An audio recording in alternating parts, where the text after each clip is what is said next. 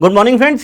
तो मैं जे एडू की तरफ से वेलकम करता हूं आप सब लोगों का। मैं सीए विशाल गोयल हमारे यूट्यूब चैनल पे आज मैं आपके साथ एक डिडक्शन डिस्कस करने जा रहा हूं, सेक्शन 80 जीजी ऑफ इनकम टैक्स एक्ट। बेटे ये डिडक्शन मेरे को बड़ी अच्छी लगती है। क्यों? क्योंकि ये बहुत कम लोग जानते हैं और बहुत कम लोग क्लेम करते हैं। मैं चाहता हूं ज़्यादा से ज़्यादा लोग इस चीज़ के लिए अवेयर हों, ठीक है ना, और आपके एग्जाम के पॉइंट ऑफ व्यू से भी इंपॉर्टेंट है। ठीक है, आप अपने पेरेंट्स को बता सकते हैं, आप अपने आसपास जो आपके सीनियर फ्रेंड्स वगैरह हैं उनको बता सकते हैं। डिडक्शन बेसिकली है क्या?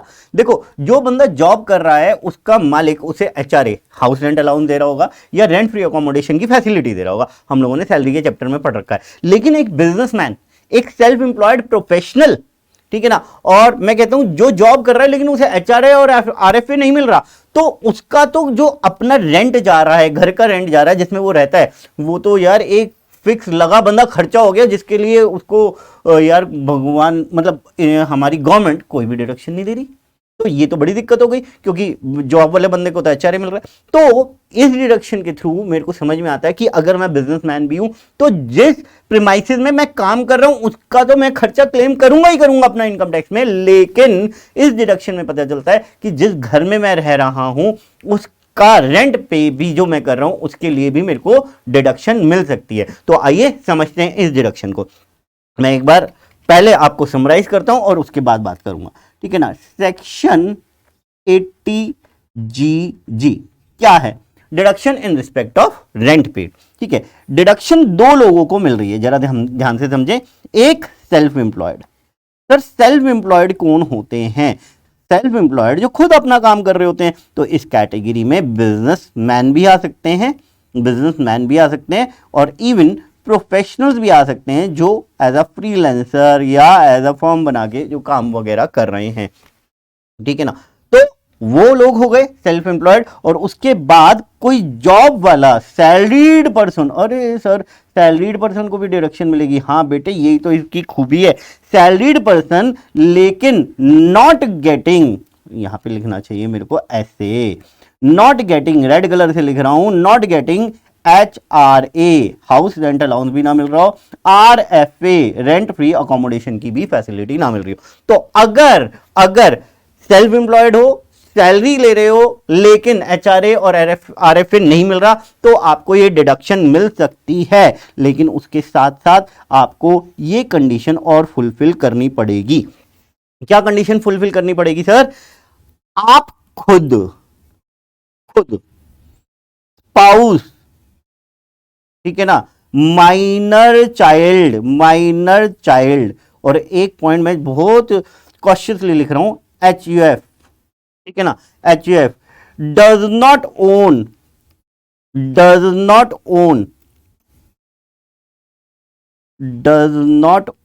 Own any residential accommodation at place where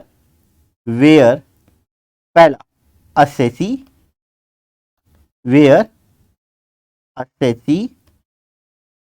works carrying business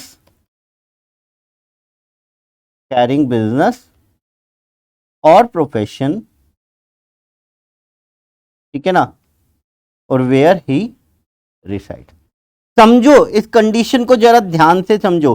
कहता है आप खुद, मतलब जो डिडक्शन क्लेम कर रहा है असेसी, वो खुद, उसकी स्पाउस, हस्बैंड या वाइफ जो भी, माइनर चाइल्ड, आपका माइनर चाइल्ड सन हो सकता है, डॉटर हो सकता है, HUF आप इंडिविजुअल हैं, हो सकता है आप साथ ही साथ HUF के मेंबर भी हैं। तो HUF के मेंबर हैं तो HUF के नाम का कोई घर नहीं होना चाहिए। कहां नहीं होना चाहिए? ये बात बहुत इंपॉर्टेंट है। कहां नहीं होना चाहिए? कहता नहीं होना चाहिए जहां पे आप काम कर रहे हैं या जहां पे आप रह रहे हैं। मतलब क्या सर? बेटे सीधी सीधी बात समझो, मैं दो शहरों की बात लेता हूं।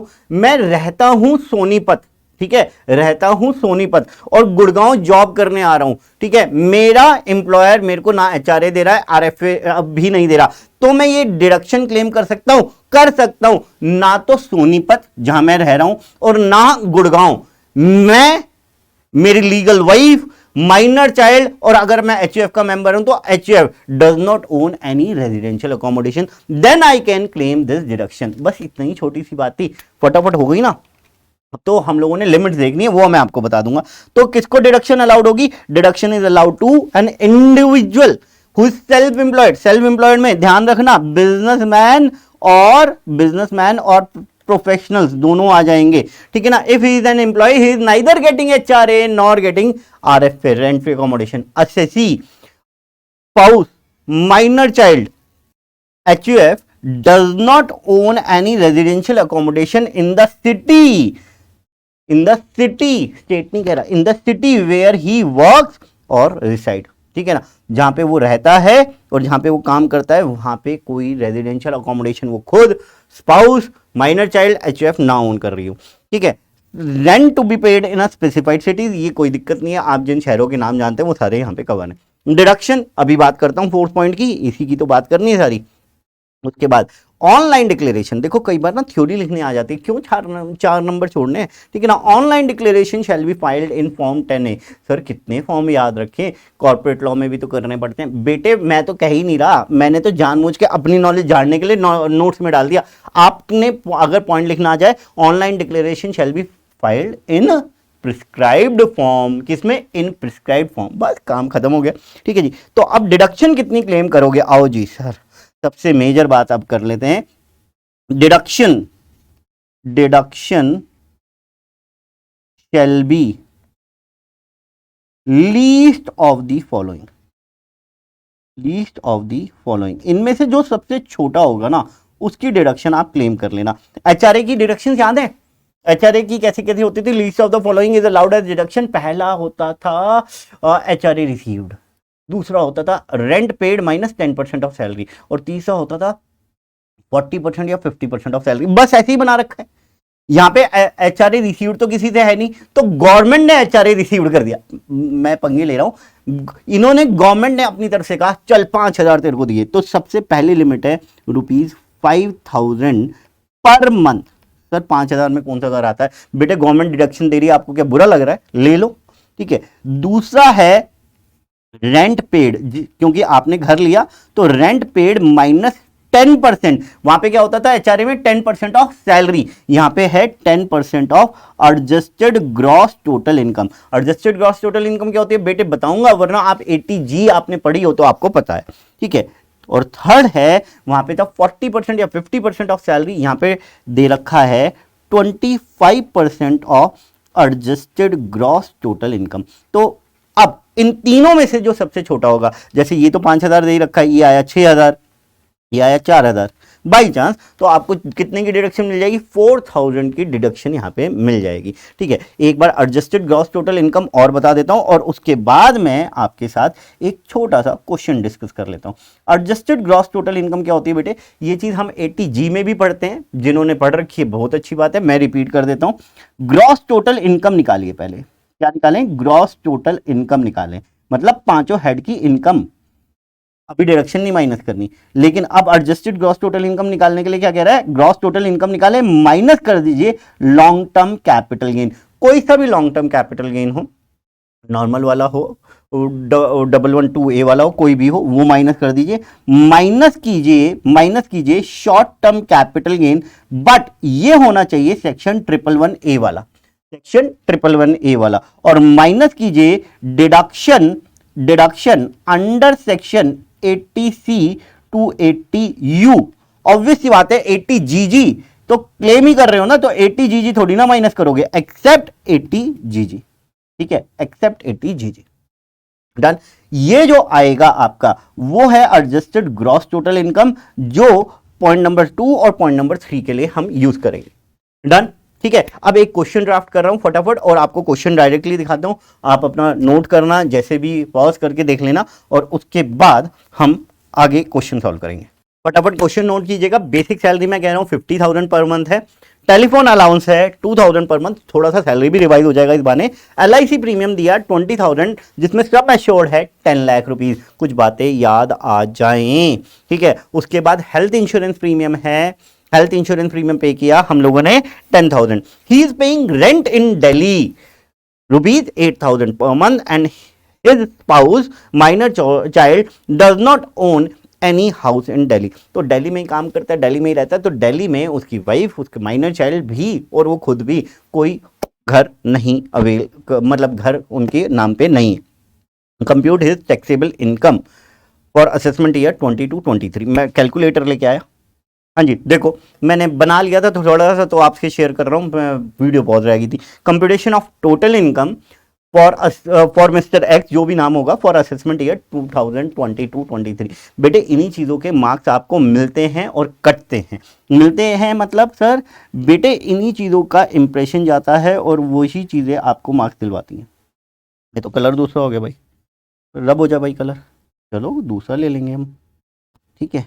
ये लो जी, तो यहाँ पे आप पर्टिकुलर्स डालेंगे, अमाउंट डालेंगे, पर्टिकुलर्स मेरे पास थोड़ी सी लाइन कम रहेगी, ठीक है। अमाउंट इन रुपीज़, ठीक है। बेसिक सैलरी आ गई 6 लाख, ठीक है। 50,000 इंटू 12। टेलीफोन अलाउंस आपका पूरा टैक्सेबल होगा, सैलरी का चैप्टर आप देख लीजिएगा, ठीक है। उसके बाद मैं नॉर्मल स्कीम से क्वेश्चन अटेम्प्ट कर रहा हूँ, तो ये आ गया ग्रॉस सैलरी आपका। ग्रॉस सैलरी, मैं सैलरी के 2-3 कंपोनेंट है, इसलिए मेन कंपटीशन में ही सैलरी कैलकुलेशन कर रहा हूँ, आप भी कर सकते हैं। जो आईसीआई के स्टडी सजेस्टेड पेपर आते हैं उनमें भी की हुई होती है, अगर ज़्यादा बड़ी चीज़ें नहीं है, वरना सैलरी का कंपटीशन अलग से बनाइएगा फिर इसमें डाल लीजिएगा। तो 6,24,000 हो गया। उसके बाद less deduction under section 16 clause IA, जो कि हम लोगों को 50,000 की मिलेगी बच्चे, ठीक है। ये आ गया हम लोगों का income under the head salary 6,24,000 minus 50,000 5,74,000। तो income under the head salary आया, income under the head, income under the head salaries आया 5,74,000। उसके बाद LIC premium less deduction under section 80C, हम लोगों को डिडक्शन क्या 20,000 की पूरी मिल जाएगी? हाँ बेटे 20,000 की पूरी मिल जाएगी, क्योंकि सम एश्योर्ड 10 लाख है और लिमिट होती है हमारी 10% तक की, तो 10% हुआ 1 लाख, यहाँ पे तो 20,000 ही पे किया है।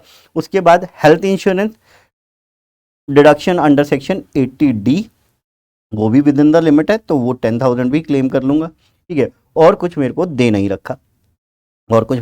रखा, तो अब आएगी अंडर सेक्शन 80GG। मैंने सिंपल सा क्वेश्चन उठाया जिससे कि मैं आपके कंसेप्ट क्लियर कर सकूं, ठीक है। तो अब मेरे को एडजस्टेड ग्रॉस टोटल इनकम निकालनी है पहले, ठीक है। मेरे को यहाँ पे 80GG का नोट बनाना पड़ेगा, तो आप 80GG का नोट जरा ध्यान से देख लीजिएगा। जैसे हम लोगों ने बचपन में सीखा था ना कि A² + B², A + B का होल स्क्वायर होता है, तो कोई कई जगह लगाना होता है, तो हम लोगों ने पूरा का पूरा पहले फॉर्मूला लिखना होता है। तो वर्किंग नोट, कैलकुलेशन, इन्हीं चीज़ों के नंबर मतलब आपके बढ़ जाते हैं इन द सेंस कि जो मार्क्स की कटिंग होनी है ना कि यार वर्किंग नोट ही नहीं दिया बच्चे ने, यही चीज़ें दिलवा देती हैं। कैलकुलेशन ऑफ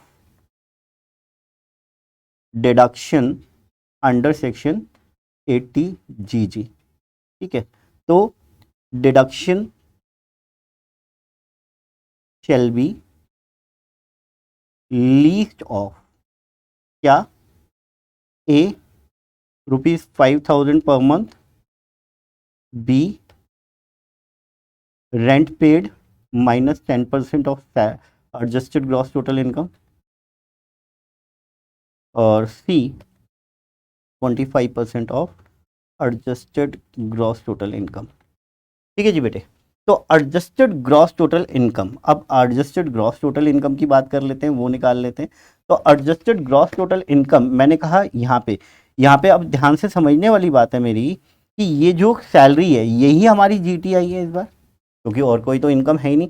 तो 5,74,000, ठीक है। तो GTI हमारी हो गई 5,74,000, और उसमें से हम लोगों ने डिडक्शन माइनस करनी है, क्योंकि कैपिटल गेन वगैरह तो दिए नहीं हुए, तो वो 30,000 माइनस हुआ, तो ये आया 5,44,000, ठीक है ना। मैं 5,74,000 माइनस 30,000 ये आ गया, ठीक है। अब 5,44,000 का 10% यहाँ पे अप्लाई करना है, तो इसकी पहली लिमिट तो 5,000 पर मंथ की हो गई, ठीक है। अब एक चीज देखिएगा, यहाँ पे बच्चे गलती कर जाते हैं, सब कुछ आता है, लेकिन जो लोग अपने हाथ से क्वेश्चन नहीं निकालते ना, उनको ये दिक्कत ज़्यादा होती है। सर ने पढ़ा दिया था, हम लोगों ने पढ़ लिया यार, क्वेश्चन भी देख लिया, यूट्यूब भी देख लिया, वहाँ पे क्वेश्चन भी देख लिए थे, फिर भी बेटे ये 5000 पर मंथ दे रखा, और यहाँ पे जो चीज़ें आप लगा रहे हो ना, वो जरा ध्यान से देखना, क्योंकि सैलरी का कॉम्पोनेंट आपने फुल ईयर का कैलकुलेट कर लिया, तो बाकी चीज़ें भी फुल ईयर की कैलकुलेट करो। तो ये वाली लिमिट होगी आपकी 60,000। रेंट कितना पे किया था उन्होंने, मेरे हिसाब से 8000 याद आ रहा है मेरे को, 8000 का रेंट पे किया था। तो 12 अट्ठे 96, मतलब 12 8 96,000, 96,000 minus 10% of gross total income, adjusted gross total income, तो 5,44,000 का 10% आएगा बेटे, ये आ गया 54,400, और उसके बाद 5,44,000 का 25% आएगा, जो कि आया 1,36,000। ठीक है, तो 96,000 माइनस 54,400, ये आया 41,600, 41,600। तो माइंडेड डिडक्शन आपको कितने की मिलेगी, 41,600 की। तो यहाँ पे आते हैं, डिडक्शन ली हम लोगों ने 41,600 की, और यहाँ पे वर्किंग नोट 1 भी कर दिया हम लोगों ने। ठीक है, तो टोटल हम लोगों ने जो डिडक्शन लिया 41,600 प्लस 30,000, ये हो गई 71,600, और हम लोगों की टैक्सेबल इनकम आई 5,74,000 माइनस 71,600, 5,02,400। मैं टैक्स कैलकुलेट नहीं कर रहा, वो आप सब लोग जानते हैं, 5 लाख से ऊपर की इनकम है, अब तो टैक्स देना पड़ेगा, क्या करें, 12,500 प्लस 2,400, 20%, तो वो आप निकाल लेना, plus health and education cess 4%। तो मैंने अपनी तरफ से क्वेश्चन करा दिया। यूट्यूब चैनल के डिस्क्रिप्शन में हमारी JJ एडू ऐप का लिंक आ रहा है, बहुत सारे वीडियोस भी हैं, वो भी आप देख सकते हो। ऐप डाउनलोड करो, वहाँ पे कुछ डेमो क्लासेस आपको अवेलेबल हैं, ज़्यादातर टीचर्स की। ठीक है, सारे टीचर्स की एक क्लासेस अवेलेबल होनी चाहिए, है, बल्कि होनी क्या चाहिए, है। ठीक है, वहाँ पे पता है हम लोगों ने ना फन क्विज रखे हैं, मतलब क्या, जो आपके MCQs वगैरह आते हैं ना, वो आपको वहाँ पे सॉल्व करने में बड़ा मज़ा आएगा यार, क्विज खेलते रहेंगे, और जितना जितना आप क्विज खेलोगे आपके पॉइंट बन जाएंगे, उसमें आपको वो एनकैश भी एनकैश होंगे, उनके लिए प्राइजेस वगैरह बहुत सारी चीज़ें। तो आप ऐप डाउनलोड करो, उसे एक बार थोड़ा सा उसके ऊपर R&D करो, बहुत सारी चीज़ें मिलने वाली है आपको। तो थैंक यू फ्रेंड्स, 80GG मैंने आपको करा दी। नई वीडियो लेके आऊँगा, एक शॉर्ट वीडियो, और फिर दोबारा कुछ अच्छा सा करा के जाऊँगा। Thank you.